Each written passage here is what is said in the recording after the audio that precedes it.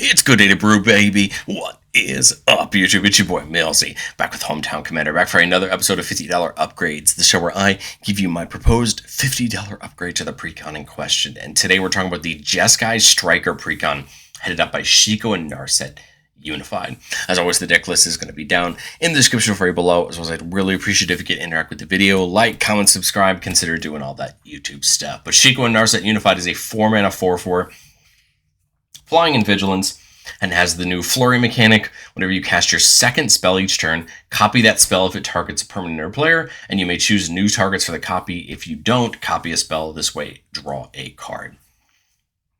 This commander wants us to be casting, obviously, 2 spells per turn, and to care about that second spell targeting things. There's a lot of ways to look at this, but I think what you really want to do is find really good spells that target things to copy on as your second spell, and get a ton of value from it. We also want to place some pieces around Shiko and Narset to get just a ton of value when we cast spells. So that's the goal with our upgrades. Spells matter stuff that targets, and just make our deck more synergistic overall. I just want to give a quick thank you to my channel members. If you're interested in seeing all of our videos a couple days early, check out the link down below the video. So, as far as, adding the cards to the deck, like I said, I'm not saying this is the perfect $50 upgrade. This is my $50 upgrade. I'll talk about why I'm adding these cards and what my thought process is, and then we'll breeze over what I'm removing from the deck, and then we'll go in a little bit further into it. But to add, I wanted to add a couple more counter spells. An Offer You Can't Refuse and Arcane Denial are just really nice counter spells. They both do a really good job at hitting certain things and giving you value. An Offer You Can't Refuse is very cheap, and it counters an non-creature spell. It gives the person you target the spell from 2 treasures, but 1 mana for an Offer You Can't Refuse is very nice to counter a thing if you really need to. Arcane Denial lets you counter any spell, and its controller may draw up to 2 cards at the beginning of the next turn's upkeep, and then we draw a card at that next turn's upkeep. So we get a card out of it, get the counter. We just give our opponents a couple cards for it. Both of these are really great counter spells. They're really versatile, and I think it's important in a blue deck to have counter spells to be able to counterpunch your opponent. Arcane Bombardment is just probably one of my favorite spells enchantments that's ever been printed. It's a little bit of a Christmas landy card in the sense that it's 6 mana, and it only starts working once you get to the 6 mana, but it's a really powerful effect. Whenever you cast your first instant or sorcery each turn, you get to exile instant or sorcery at random from your graveyard, and then you can copy each card exiled with Arcane Bombardment, and you can cast any of those copies without paying their mana cost. This is a really interesting card, because what it allows you to do is just start storing spells underneath it for a ton of spell casts each turn. And once you start getting the right spells underneath Bombardment, you can be removing everything for turn for free, or if you want to get really on the high end of spells, you could be putting things like extra turn spells or damage spells underneath it. Mainly extra turn spells if you want to go up on the high end of this deck. But there's a lot of ways you can use Arcane Bombardment for a lot of value. Balmor aims at trying to help the prowess little sub-thing we have in the deck. We have things that make the monks with prowess, and we have Elsha, right, who makes the monks. So why not try to help this prowess game plan out by adding a creature that gives them more of a buff whenever we cast the things, but can also give them trample, a nice way to make sure we're punching through for damage. Cori-Steel Cutter from the main set gives our equipped creature trample and haste. Just nice, depending on what we need to put it onto, just to get good damage in. But the real thing we like it for is the flurry, so every time we cast our second spell, we get a monk with prowess. So again, we're hopefully making more of those monks every turn that are going to then grow on the next turn to be real threats. But one of my probably favorite types of spells we can flurry to copy is damage spells, especially damage spells that target. And Crackle with Power is an interesting example of one of those. For triple X and double red, you get a sorcery that deals 5 times X damage to each of up to X targets. To me, the sweet spot for Narset is going to be 3 into each X. This is going to give you an 11 mana spell that deals 15 damage to 3 targets, being your opponents. That means that you're going to get it copied once with Narset for another 15 damage to those 3 targets, dealing 30 total. Or if you have any other way to copy spells, which we are going to talk about in the deck, now you could potentially have more. If you have the extra mana, you could get another target to start taking out some creatures. And remember, when Narset copies the spell, you get to pick different targets, meaning you could, get a few extra creatures off the board if you want to, but mainly you're looking to target your opponents. 11 mana Narset and not getting countered, 30 damage feels great, right, for what you're trying to do. Galvanic Iteration helps us copy spells. Whenever you cast your next instant or sorcery, you get to copy it and choose new targets for the copy. This is great because not only do you get it when you cast it, but you can flash it back out of your graveyard to get it again. I felt like we needed more Jeskai love to the decks. We're adding 2 classics, Jeskai Ascendancy and Jeskai Charm. Jeskai Ascendancy kind of works as a way to give prowess to all of our creatures. Whenever we cast a non-creature spell, all of our creatures get +1/+1 on turn. We can untap them. Great way to start buffing our board. Kind of gives double prowess to those monks, right? Which is nice. And whenever we cast a non-creature spell, we can draw a card. If we do, we pitch a card. Great way to start churning through our hand if we need to. And we have cards that care about putting spells being in the graveyard, so that's another way to get them there. Jeskai's Charm is a really fun example of a spell that can be really versatile. Its top 2 modes both target, so they both can be nice spell for Shiko and Narset. The top one puts a target creature on top of its owner's library. Hey, two creatures on top of their library might be nice, especially depending on what it is.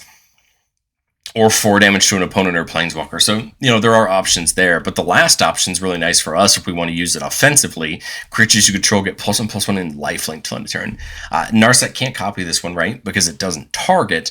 But I think it's important to have that versatility, especially on a turn where maybe we have a bunch of monks that are 2/2s or 3/3s.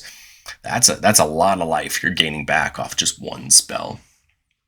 Narset from March of the Machine, The Aftermath, is probably one of my favorite commanders in these 3 colors, giving all of our creatures prowess, and then whenever she attacks, you get to target a non-creature, non-land card with mana value less than her power from a graveyard and copy it. That's a graveyard, not your graveyard, meaning you can take your opponent's spells and get them off too. The other nice thing is you cast it without paying its mana cost. So this could lead to a flurry trigger, right, for Shiko and Narset as well. There's a lot of ways that not only Narset can interact with Shiko and Narset for flurry, but also the prowess just helps all those monks that already have prowess. Remember that prowess is an ability that a creature can have more than once, meaning that double prowess is a huge deal, right? Really growing those monks up.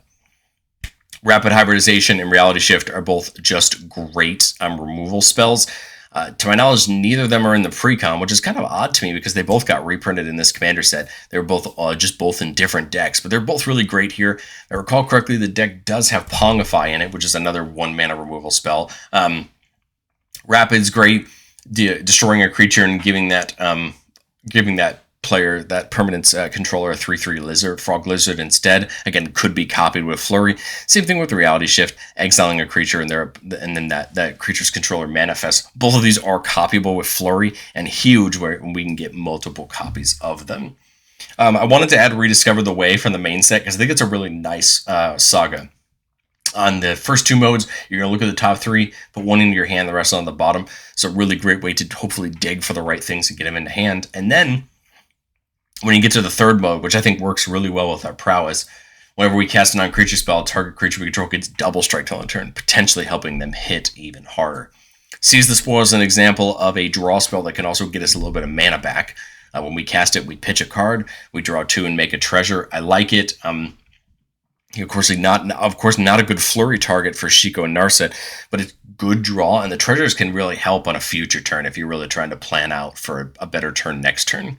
Stormcatch Mentor is kind of my thought of being just a better Goblin Electromancer, a creature that just reduces all your instant sorceries by 1. Stormcatch is better because it actually has prowess, so it can get bigger each turn as you're reducing your spells and as you're casting them, and can become a nice threat to your opponents.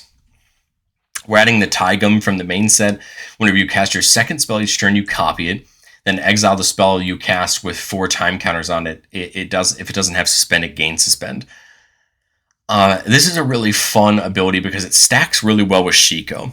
So the way this would work is, let's say I cast a spell that does actually target. Taigam and Shiko and Narset both go off.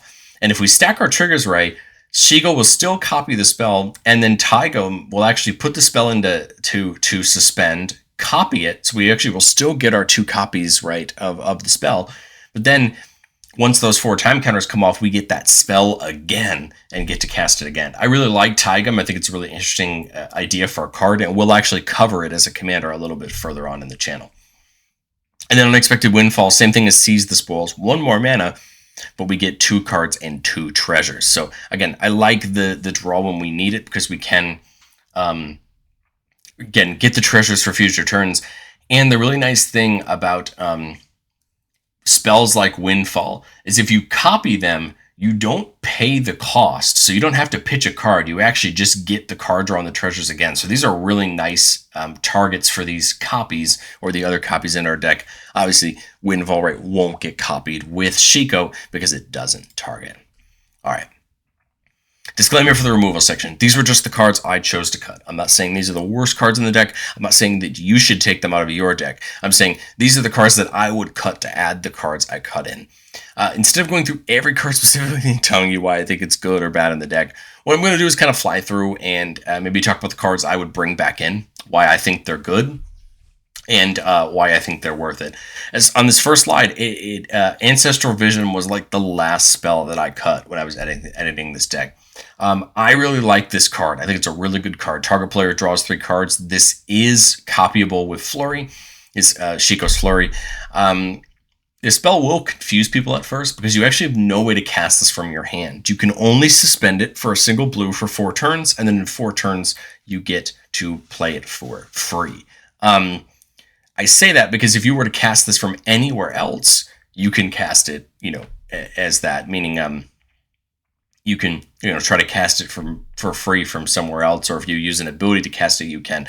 I just feel like this could be confusing to some players, and we have other ways to draw. The difference is this targets, which again is huge for Shiko and Narset's Flurry ability, but I think there's other ways to take advantage of that in the deck. You notice that on the draws that the deck's trying to use, it does have the target for Compulsive Research, target for Deep Analysis. I understand what they're trying to do. You pay a little bit more than you would otherwise, and you potentially get to copy it, right? Deep Analysis could draw 4. Compulsive Research could draw you 6 total. I understand what they're trying to do, but I think efficiency is a teeny bit more important than copying with Shiko and Narset, because there's way better spells, right, that I'd like to copy. I did cut that Electromancer for Stormcatch Mentor. I think it could make a ton of sense to bring this back in and have another one in there to help reduce your spells. I really like Tempest Technique. I think this is a really fun card. It has storms, so you can get multiple copies of it, and it buffs a creature. We're just not playing enough enchantments to make this really worth it. I think this is going to be a really great card in a bunch of other decks. It's just not here and not for us. And then on this one, I really like Transforming Flourish. You destroy a creature or artifact you don't control. If a permanent is destroyed this way, its controller exiles cards from the top until they exile a non-land card, and they can cast that card without paying its mana cost. This is a dangerous ability. It kind of reminds me of something like Chaos Warp, a red removal spell that's played a lot. The reason that I took it out was I wanted to try different removal, things like Rapid Hybridization and Reality Shift that are a little bit less dangerous. My problem with Flourish is there's a world where part of the time you remove something and your opponent gets something way better. Note that unlike Chaos Warp, which only lets them put it down if it's a permanent, Flourish lets them hit any non-land card, meaning they could get themselves into a great spell, they could get themselves into so many things. And so for that reason, I think Flourish is just a little dangerous, and that's why I ended up cutting out. But if you watched any of my deck tech or my deck upgrade videos last time, what I wanted to do this time around was give you what I think your next step should be. So if that's your $50 and you put it in the deck and you want to know, okay, what am I looking to put in next? These were cards that just didn't make it into my upgrades, mainly for cost reasons, for 2 of these.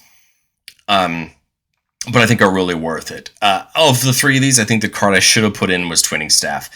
Using my full brew of this deck, which is up on the channel as well today, my less budget version of the deck, Twinning Staff is a card that goes way off with Shiko and Narset. It says if you copy a spell 1 or more times, you copy it that many times +1. Killer with what already Shiko and Narset's trying to do. And I think it's a mistake on my part to not put Twinning Staff in when I think it's such a good card for what the deck's trying to do. Now, Jeska's Will beside it is another great card. I will note it is a game changer. So if you put Jeska's Will in your deck, you are taking yourself up 1 rung on the scale, you're going to automatically go to a 3, whether you intend to be or not. But Jeskai Will is such a powerful card, getting you mana and getting you to exile a couple cards and you could play them. And it does target for its top ability, so Shiko can copy it. And that is kind of important depending on what you have access to and what you're trying to do.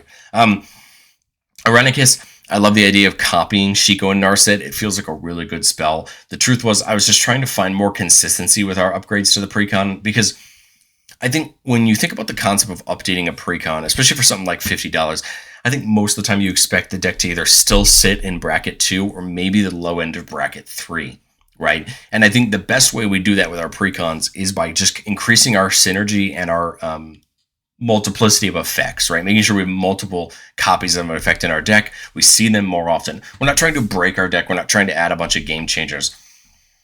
But we're trying to make ways for our decks to do what it wants, to do better. And I think that's what Twinning Staff does specifically, and probably where my mistake was in the original the original $50 of cards that I chose to add.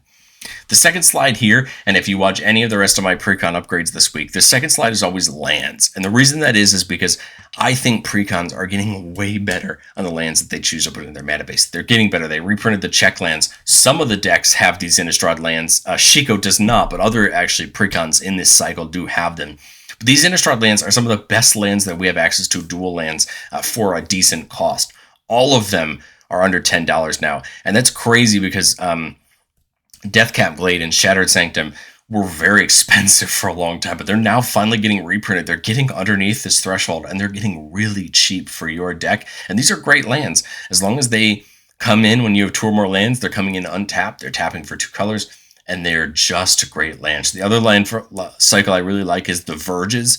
Those came out between Duskmourn and Aether Drift. They tap for 1 color all the time, and they tap for the other color as long as you control a land of either of the 2 colors of types. Obviously, each of these 3 lands would have a Verge counterpart that you could add to your deck, and all of those are decently inexpensive as well. That's 6 lands you could add to your deck that I think are just really going to help you with consistency and allow your deck to run a little bit better than some of the lands you have in your deck. But I think that's a part of your deck where you don't always want to put the money into it right away, because there's been studies and people have done articles and things like that on how they think that your mana base doesn't really matter.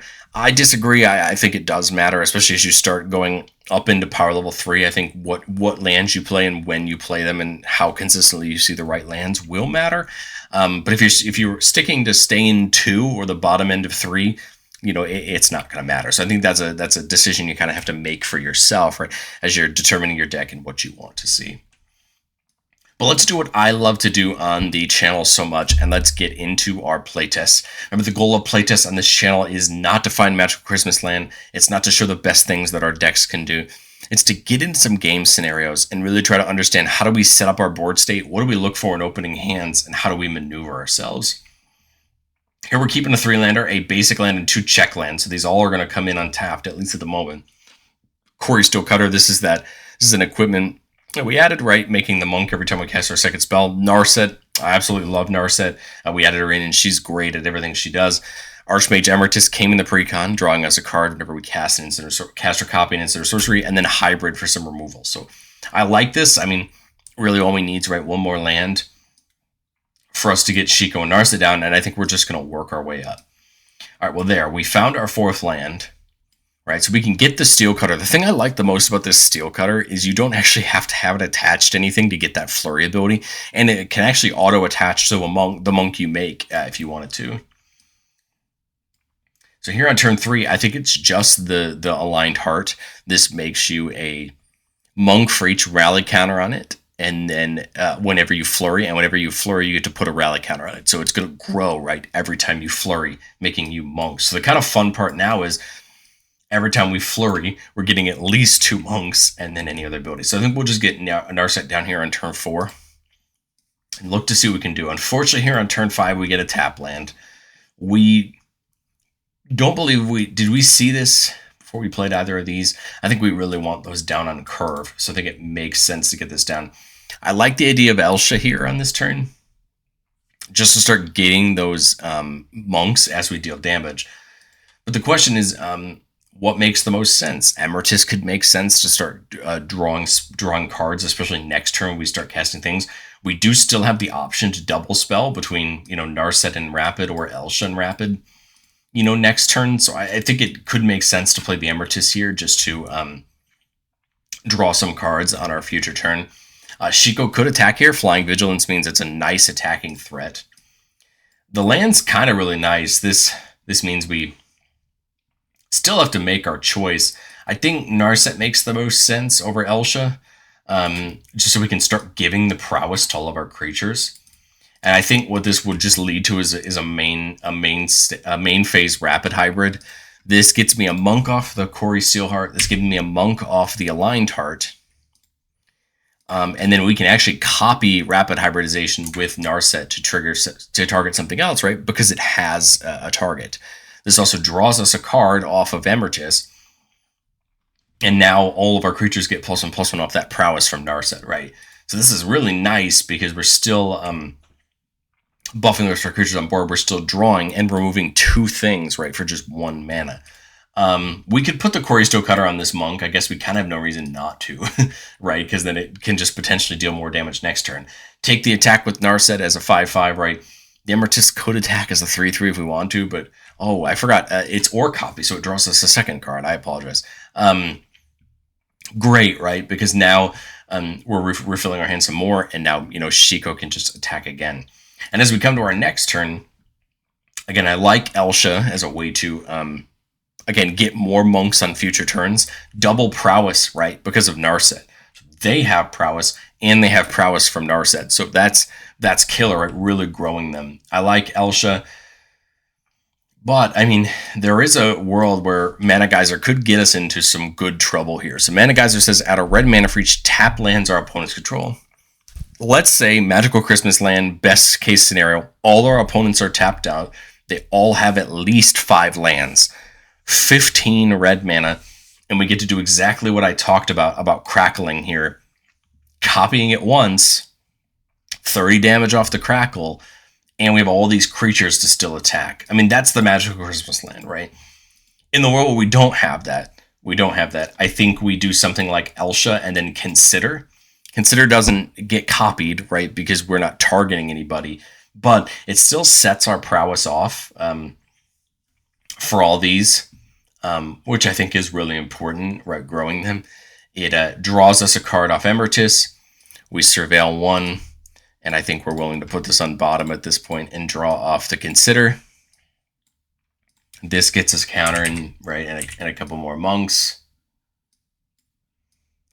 And now I think we're just in good shape going towards the next turn where maybe we can try to grow Elsha, right, with Narset's buff. And maybe we can look to do this next turn. We've got 6, 7 mana. Mana Geyser really doesn't need to get us as much as it did before, and this is a dangerous combination. If no one has a response, they also think about the other really nice part is, let's say we go to this next turn, and I cast this Mana Geyser. Okay, let's say I'm going to get all this mana, and somebody tries to counter. Well, we have the offer to protect it, and if somebody tries to wait to counter the Crackle, we have the offer to protect it, right? So we're kind of making this spell cast at the right time, getting big mana. But I think that's fair for that playtest. Let's run into another one. I think we kind of saw the setup we wanted to see.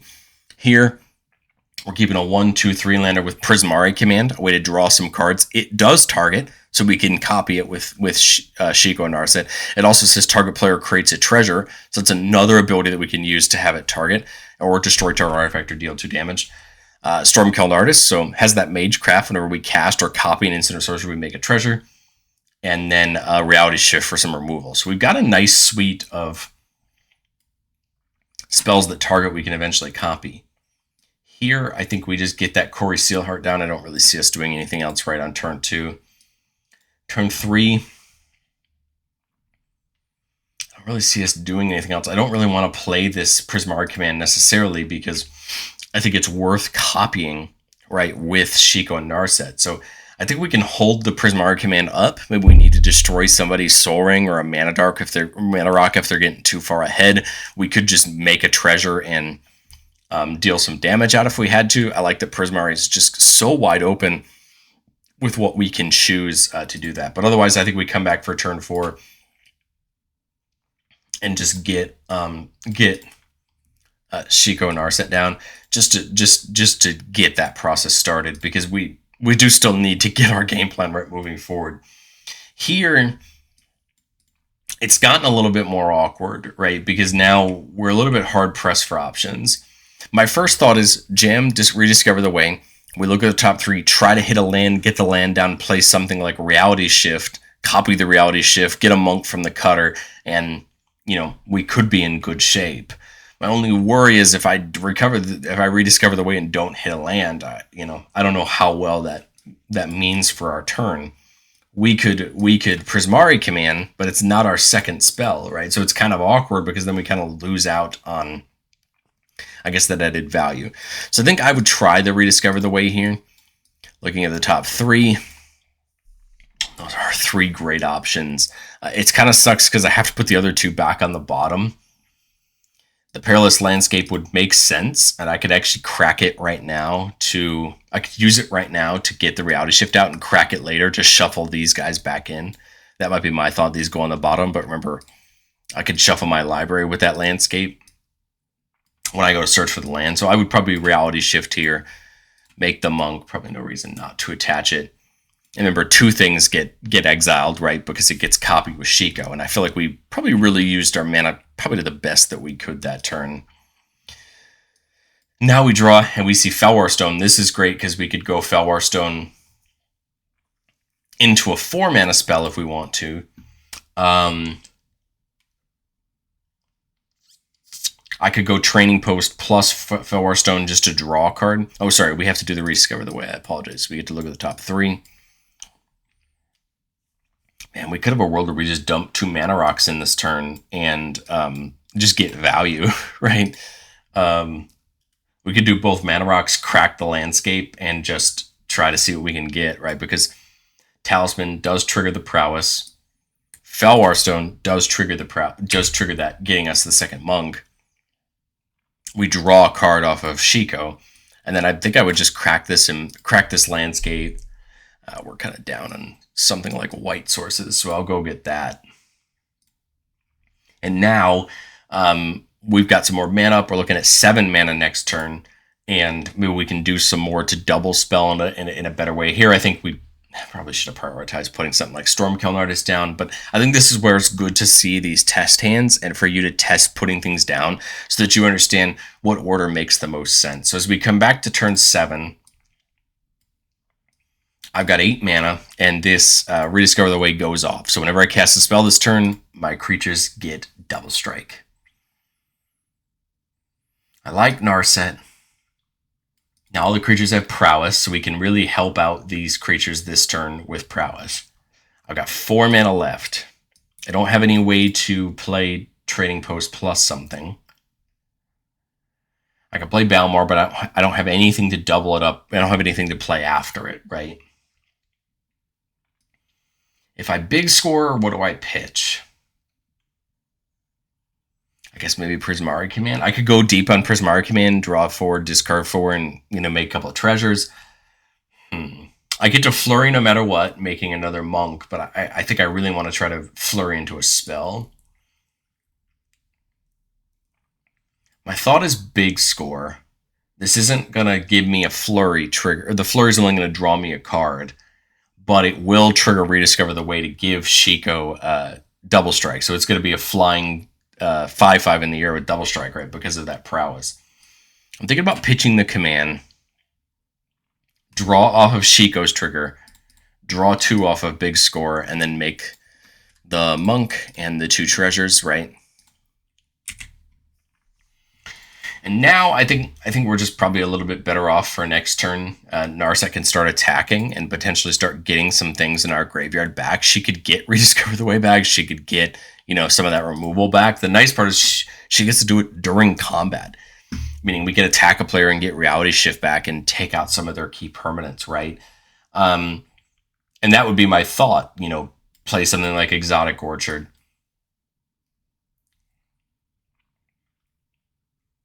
Play Balmor, right? Go to attacks. Attack with Narset, attack with Shiko, attack with the monks. Narset goes. Again, you might as well get something like Reality Shift back, because now it can take out 2 creatures, right? One off its regular, one off the cast. That gives everybody +1/+0 trample. Prowess goes off once for Narset, twice for all the monks, right? Once for Shiko. We make another monk, right? And I think that's just great, because now we've removed potentially two key creatures out of our way, given trample to all these what normally would be 3/3s, but they're 4/3s because of Balmor. So some nice trample there. And again, now I think we really start threatening our opponents with things out of their graveyard or out of our graveyard, and I think we're in decent shape. But let me know, what do you think of my $50 upgrade for Shiko and Narset? I'd love to know what you think about your deck. What are you targeting for your upgrades? And I will catch you all next.